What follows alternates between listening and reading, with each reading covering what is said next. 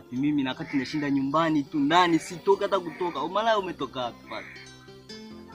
Mimi nikuachie nyumba ukaingie kwenye malaya. Mimi nikuzaa hiyo kwenye malaya. Hapana, hapana. Ujitekeza kwenye Faza, usisikilize maneno ya watu.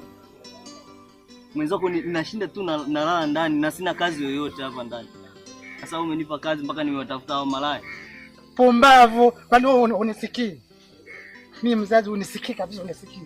Mimi nakusikia Father, lakini sasa hilo jambo ambalo la kusema kwamba mimi na mwanamke mwingine huko si nani si Jenny. Hapana, hakuna. Wao ambao wamekuambia wamekudanganya. Kwa hiyo unanipanisha kibesi eh? Mimi sipandishi kibesi. Sawa, ni kwanza mzao. Niambie shida. Kama umekosa kazi ya kufanya, kafanya kazi kauze maji. Sasa nitauzaje maji ingali sina hata mtaji, hata shilingi 1000 sina. Kwanza nataka nianze kuteseka, nihangaike. Wewe unanipanisha kibesi eh? Hapana, mimi naongea. Unisikilize mimi mzazi wako. Kama umekosa kia kufanya, kauze maji, ndio kauze maji.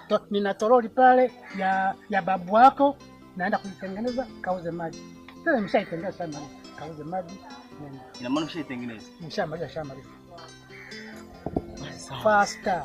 Sawa basi. Kani faster yani. Sawa. Mimi ngoja nitapambana. Kwa dakika